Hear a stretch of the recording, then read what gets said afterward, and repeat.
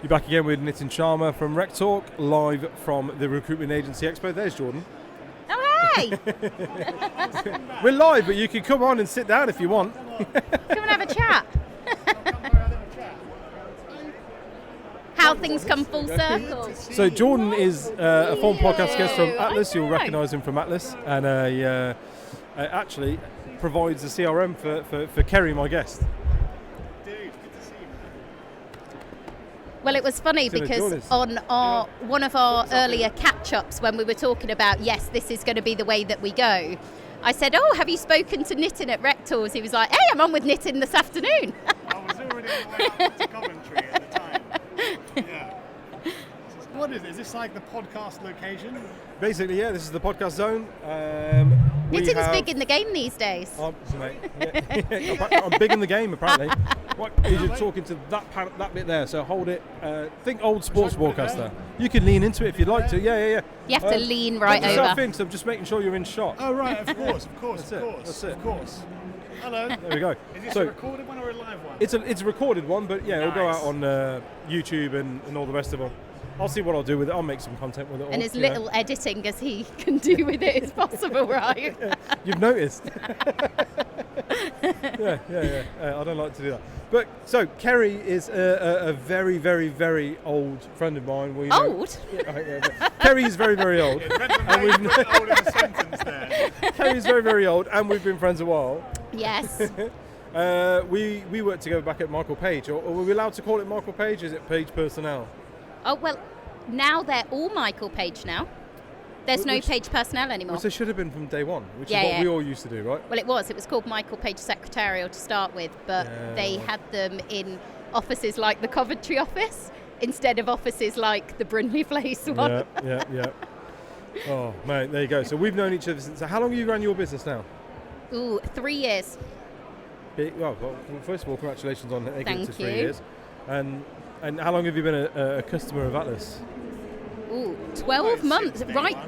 So basically, I was speaking to someone who was in-house talent who Jordan had reached out to. Another Jordan Buck, right? Yes, and he was like, Kerry, I know that you'll like Jordan because he also has great hair. And funnily enough, had seen all of my stuff about candidate experience and saying, hey, there should be an easy way to personally reject someone's application without it being a sorry, thanks, but no thanks. Yeah. And so he introduced me to Jordan, saying that actually that will be a possibility if you partner with them. So there it was one. And you're pleased with them. I know you're a big advocate for Atlas's CRM. Give us the top 3 things that you really like about it, just to put you on the spot. First of all, you can hear it live right now. You know what I mean? Absolutely. Well, what's terrible about it? Well, first of all, I love the note taker, and it means that I've already ordered a walking pad because, let's face it, when you work in recruitment, you are sat on your backside a lot of the day, like especially when you're scribbling notes. So it's really handy for that, and it means that I've come up with a way of where I take my brief from my customers online or in person, and I can plug and play the same brief against a candidate profile with all of their data, and it spits out an absolute perfect match to why I'm putting them forward for the role, but based on what I have said and the customer has said. And I think I've got feedback directly on the emails that come from that going, you've tailored that really, really well. And yes, I've always done that, but it now takes 30 seconds instead of 45 minutes to an hour, which has been really great. So that's the easiest thing. The search system, running the search, really easy. Again, you can just plug in the job advert or job brief and run a search for the candidates and they pop up. No coding. It's going to get lower as well. So we were talking about it today. So voice search is something that I think I'm very close to pulling the trigger on it because it's quite easy to do, but I always worry if someone's in a big office, everyone's like, hey Atlas, and then their Atlas goes and searches. I can imagine that being a real disaster, but the other one we want to get to is this agentic stuff, because I want it to have no buttons. It just says, you've just put this project in, so I'm now going to go away and just find people. And you don't have to tell me what I'm looking for. I'm just going to infer what you want by if you take action or not, which is kind of where I think it needs to get to. Like, to be a real digital worker, it needs to not have settings. Yeah. I agree. I've been saying this a lot, right? The CRM marketplace at the minute is very much just a depository of data, right? It's just a repository. Here's all our data, and then it's an interface that you go, okay, now categorize this data in a certain way, right? Yeah. We're in a world now where we should be able to, if I can get my phone out and say, hey Siri, do this, or I can get my phone out and say, hey Alexa, play this, or if I can go, and talk to an interface, why can't I do that to my recruitment CRM? That's what I should be able to do. I should be able to say, right, Atlas, John, I've just got off the phone to, my client Kate. She's on about a finance manager in this location, Go into the database, look at the last 10 registered candidates, fire them off a quick text message and line them up into my diary for qualification calls for the ones that say, yeah, we're interested. It's pretty good. It's a good idea, it's right now. Like that, all that tech exists now. Yeah. You just got to get the the workflow and the RPA to kind of make that happen. The cheap way, which is typically what happens, is people they bolt features on because it's always a rush for features. Yeah, I've got to make that. I've got to make that, and you forget that actually the experience of it as a whole is actually much more important. And then you end up with, I've now got 100 buttons, and I have no clue what I'm supposed to do. And that's the point, is that you actually say, look, yeah, I can make this in 3 weeks, fine. But it's like, now it needs to flow somewhere. It's got to fit like someone just, when they want it, it's obvious where it is. If you don't want it, you don't have to see it. Yeah. And that is, I think... But this is why thousands of hours are spent on UX and UI, right? And why so many platforms look similar, because everybody's used to a profile picture being in a particular place and a wall looking a certain way and content being presented in a certain type, Yeah. Like the newest one right now is, you press the left-hand side of your phone on a video and it will fast forward it. And that's like a standard feature now on Meta and TikTok and so. There's certain trends that you look out for, but for some reason, again, recruitment CRMs seem to go, oh well, we're going to build ours differently, and we're going to do it like completely the opposite way, and everyone's like, it just doesn't make sense to it naturally. How did you find the sort of the user interface of Atlas when you first started using it? I actually really like it because it looks quite basic. It's really smart, but it looks basic, and I think sometimes things look overcomplicated and they're not intuitive. So it's really nice that it's really just clean and plain at this moment in time. So it's really easy to find stuff. And it means that, I have to say, my third favourite thing, by the way, because we missed it, is the data that comes from the CRM. The data add-on, the most accurate mobile numbers, and I've had the best of the best data platform before that begins with a big C, and this one's better. The data's and is better. Is this a native thing that you guys have got, or is this a waterfall of, we always play around with providers and we just look and see when requests go in, how often they come back, how valid it is, and I'm actually constantly hunting around for it, and then I move them up and down the waterfall based on how good they happen to be. So currently we've got I think we've got a very good first provider and a decent-ish backup. The third one I might kick out, actually, because it's like, I'm realising that when it literally started, it was one, I'm not going to say the name, but it was one that was very popular 3 or 4 years ago, and it seems to have started just making up emails now. I don't know. Maybe his name's Jordan Shlosberg. I'll try Jordan Shlosberg at hotmail.com. Let's give that one a go. You're like, that's not how it works. You might as well Google it, really. Just a series of guesses until okay. And then have the nerve to ask you for validation. Did that work? Fuck off, man. Do I get a discount if I click Oh, mate, there you go. Right, well, look, mate, impromptu, but I honestly appreciate you jumping on and getting a review from a valued customer. Yes, nice to see you. Oh, that was good. Right, and now we'll have our little walk down memory lane. Yes. So, there we go. So, why did you set up your business?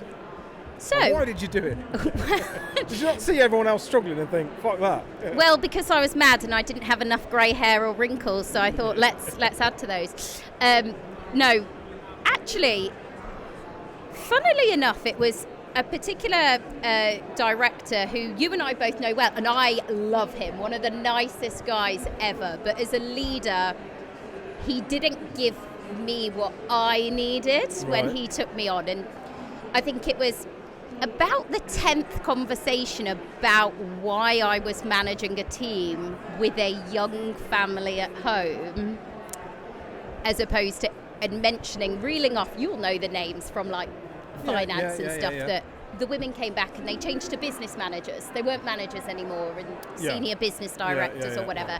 They all change over. So it was the trend, and it was, why are you doing this? And I think about the 10th time of asking, I said, why are you asking me again? Yeah, what do you want me to say here? And what are you asking for? And it was a question of, are my team doing well? Yes. And it was just out of COVID, so we'd obviously lost loads of people through layoffs and that sort of thing. So our team was small, but it was performing really well. And we'd signed loads of new big contracts that got us through the COVID period. So I just didn't understand. And then when I was recruiting senior execs in contact center and CX, I found that the exact same problem existed for women in that market, and you would see careers pause for 11 years typically, the length of time before a kid goes to secondary school. And then they pick back up again. And I thought, there has got to be somebody, an advocate somewhere, who is a mum and says, we can do this with our young family in tow. And I mean, I didn't realise I was pregnant with my second at the time, which was interesting because I remember being in hospital, and it was one particular day, it was 2 days after my daughter was born. We were stuck in hospital. It was 40 degrees. It was July 2022. My granddad was dying, and I just had a phone call with him to say, you can go now. We're not going to get home in time to see you. And then I was managing a contract for a customer ops director as well. And it was all of the emotions together. Yeah. And I thought, just that one day proves that it works. Yeah. We are not too emotional to be able to manage commercial decisions, and I think you can... It's sad that you're made to feel that way, though. Like, I think so. No, but you're right, it does exist, and it's prevalent in our industry. Yeah. Absolutely. Massively. And I think it's a shame that was your why, not your why, but that was the thing that pushed you to do it. Do you know what I mean?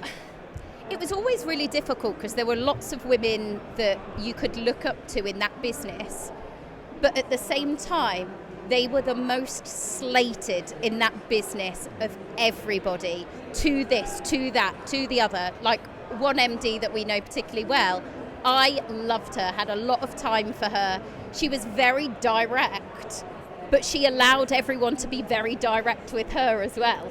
There was never, hey, I'm your MD. And I remember there was somebody else who job titled me a few times when I didn't agree.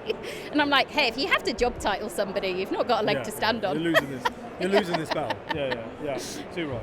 And I think that it proved it because it was the right time for me to go, because after I'd gone, they started pushing people back into the office more, and you saw the contingent of people that we worked with, the really high performers that had been there for the 10 years, 8 years, 7 years. Almost had earned their stripes at this point. They've all gone. Yeah, of course they have, yeah. They've gone the same, because you go, we realise there's something to be done here and there's a way to do it differently. And I think there's a really dangerous view that, hey, we're one of the biggest and the best, we're around forever. We've all seen heritage brands and stuff that don't stand up to the test of time and that fall.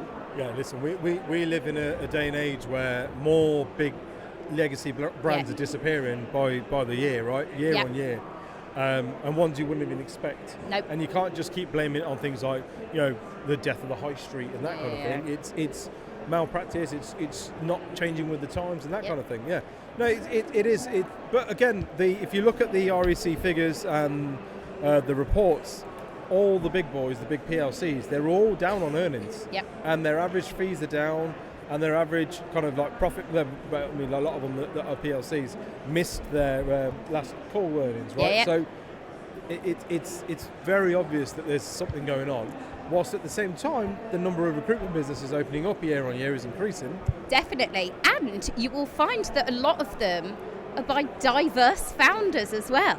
Yeah. Because DE&I is not just the nice and right thing to do. It is the right thing to do, but it is a commercial decision too. Like, there were too many people where inclusion happens to a certain level and then it falls off. And you go, that is not acceptable. I spent so many early part of my career, so many years in my earlier years saying, my face doesn't fit. Yeah. I don't fit. My face don't fit into that type of business. Yeah. I don't fit that type of business. Not realising that actually what I was saying was like, this is not a place for me, based on the culture that these guys have created. Yeah. But yeah, again, and this is no shade to Michael Page, but again, there's people there that are still there now from when I was there, and have only ever got to a certain ceiling, and you just sort of think, why are you doing this then? Like, you know, what?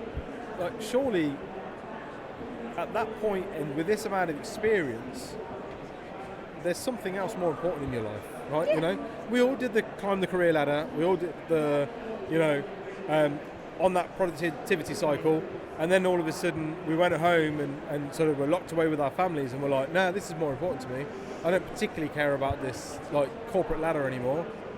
And there's been this awakening, you know? I think it was the fact that you go, the corporate ladder is open to anyone. There's a view that, you know, council estate kid, I grew up next to a minor, but still a drug dealer, a minor one. And then I went to a nice university, and I remember having to put on a mask. I remember sitting around the table with a few of what were to eventually become my housemates. And one of them said, hey, my dad's in Who's Who of the World. I didn't even know there was a thing called Who's Who of the World for a knee event. And another one went, oh my God, mine too. And I sat there thinking, who am I with here?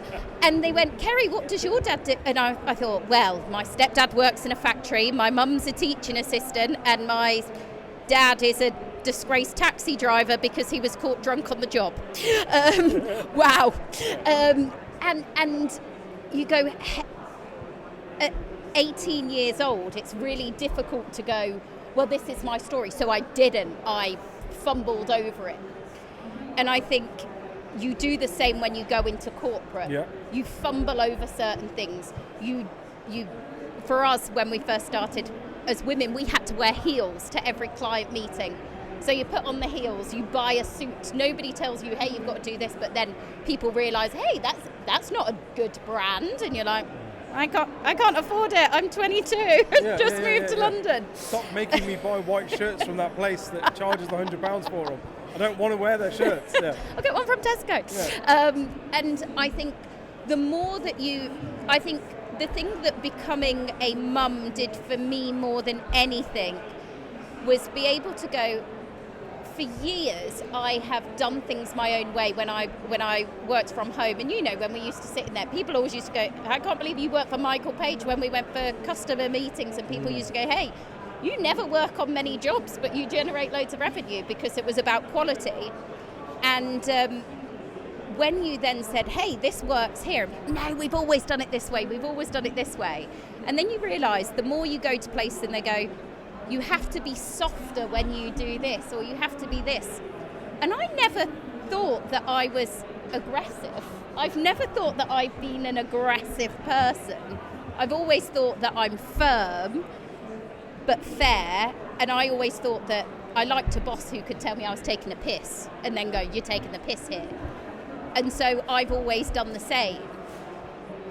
But to turn around and then have a business pick you apart for being just the person that you are, this is how you grew up, like, I'm tough, because otherwise I would have been like, got my ass kicked as a kid. Look, I always had you down as somebody that was like, maybe too tough to start with. I'm trying to think of a nice way. I can't think of a nicer way to put it, and you know, I don't mean this in a horrible way, but I always had you down as like a cornered cat. Like, leave her alone, she's fine, but go and say something or go at her, she'll fucking go for you. You know? Which, in hindsight, the reason that people probably felt that way was because if you compare, comparatively speaking, to a lot of the other female counterparts, they were very submissive and sort of, yes sir, no sir, 3 bags full, you know. Whereas you were kind of like, hang on a minute, that sounds stupid. I'm not doing that. Or can I just ask, why are you doing that? You know what I mean? And then they'd be like, oh, well, you don't, no, oh, she's Don't aggressive. question me. Don't. Yeah. But that's what I really liked about the MD that we talk about, because there was one where, you know, job stealing happens, in between, in those big corporates. And and she said, Kerry, I want you to go to this meeting with another MD of construction at the time. And another director who was he started effing and blinding at me down the phone, not the MD, one of the other ones. And someone had said to me in the office, he was like that to me as a manager, be careful. But I remember saying to him on the phone, I went, number one, you don't speak to me like that. Number two, I'm going now until you call back with a better attitude. And someone went, oh my God, but he's more senior than you. And I went, I don't care. I wouldn't speak to my dog like that. I'm not having someone speak to me like that. This is it. So when we sat down with him and the MD, and that MD said to me, what happened? And I went, hey, this happened. And he went, you're absolutely right. And I said, I'm sorry, but I wouldn't have you speak to me like that either. Yeah. And he went, and I wouldn't. And I think that's the difference. I think sometimes when you work in those big organisations, there is sometimes a toxic behaviour attributed to some people who build good revenue. Yeah, but I was just about to say, that's because I think if you're treating your recruitment business as a sales engine, as a bullpen, revenue, that kind of attitude, well then it's cutthroat, like, do by this way, and like, you can't cut it, get out. That's the kind of attitude you're going to breed. And hey, do you know what? You'll make a bit of money for a little while, right? Yeah. You will. You'll force a few people. You'll con a few people along the way. You'll get it over the line, but you'll also get a lot of churn, a lot of hatred from. They didn't have a good brand. I spent my first year in recruitment in that Coventry and Warwickshire market, apologising to clients. Yeah. And sort of, like literally having to apologise for predecessor behaviour and that kind of thing to try and win those things back, right? And you wouldn't get that when it's your own business, and smaller businesses don't operate that way, because I don't need a portfolio of 150 clients. What I need is 10 that I can do business with on a semi-regular basis. It'll keep me happy, allow me to take my kids to school, pick them up from school, give them dinner, put them in the bath, and allow my wife to be able to focus on her career without feeling the mum guilt. Yeah, and I think that's exactly what you just said, that like it is a different business though when you're working in a big business, because it is a sales engine. It's sales, and you can think that you're the best salesperson in the world, right, because you've turned around a relationship. And then when you go out into the real world, then it will hit you like a ton of bricks. Because actually the value is being known, and people love to tell you they hate you or they love you.